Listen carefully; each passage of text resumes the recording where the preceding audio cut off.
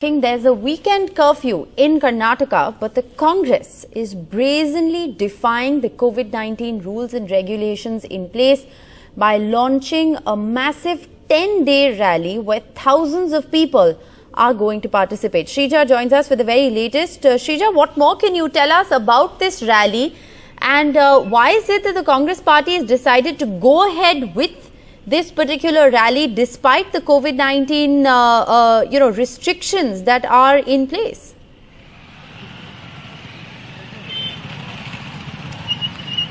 Well, firstly, we have traveled nearly 156 kilometers from Bengaluru, the capital city in Karnataka, to this particular location, which is Mekedatu. In fact, just about 3.5 kilometers from this particular point where I am standing is the Sangam. Now, that is the confluence of the Kaveri River and Arkavati tributary, where the inauguration has happened at this moment for over the past 1.5 hours. And of course, the march has not started. We had to move past 3 kilometers because of lack of reception. But what we can show you at the moment from this very location is there are several supporters who are in fact on their move to this particular location, holding the flags. This entire particular stretch of road has been flanked on either sides of the road. You can see there's flags and also especially the placards and posters which welcome Congress stalwarts from Bengaluru, D.K. Shivkumar, and also the leader of the opposition, Congress opposition, Siddaramaiah. Now, what's important, yes, like you did point out, what really was the reason behind for the Congress to go ahead with this mammoth rally at this moment? In fact, we did speak to especially D.K. Shivkumar. We did ask the same question to him. We asked him what was really the reason behind to bring up a rally at this moment when Karnataka, the COVID cases have crossed 8,000 mark, and also we are reporting a positivity rate of over 5%.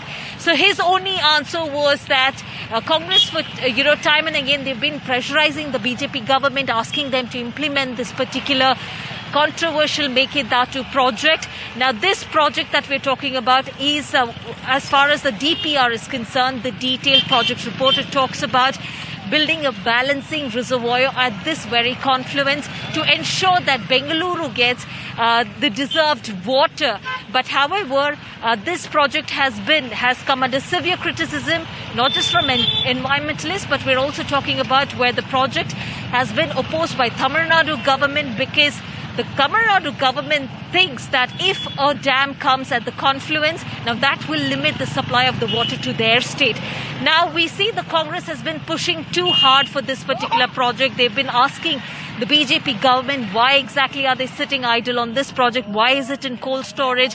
Why are they not really willingly going ahead with the project? But the BJP says that this is just a political gimmick deployed by the Congress at this particular moment, because we are just about 1 year away from the 2023 elections. So as far as the Congress is concerned, they are saying that the water levels in Bengaluru has depleted. Bengaluru needs water, and that's exactly why they have launched this particular rally, a 10-day rally. So today they are launching this particular rally, and the next 9 days, what we're going to see is, as they pass through different various districts, a lot of especially district conveners from the Congress, including Mysuru, now they have all been informed to ensure that they can maximize especially the support from the local the party leaders. Now the opposition, basically, the BJP government is saying this is just a political gimmick. What do you have to say about it? Why wouldn't you do it? I'm telling you, we had fixed it earlier. Due to their political gimmick, they are stopping this. We will not allow this to happen. It is a common cause. It is. They want to do politics with us. They have imposed 144. They have imposed curfew. There was no need of imposing. All leaders are here. The entire state leaders are here, including Mallikarjun Kharge, our MPs, MLAs. Let them arrest us. They are going to file a case against us. Let them do us. Let them take action against. This is a people movement. We are walking for water.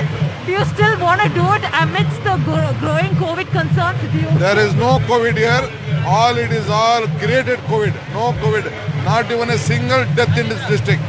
Not even a single patient is there in the ICU. Only 22 people have been forcibly admitted in the hospital.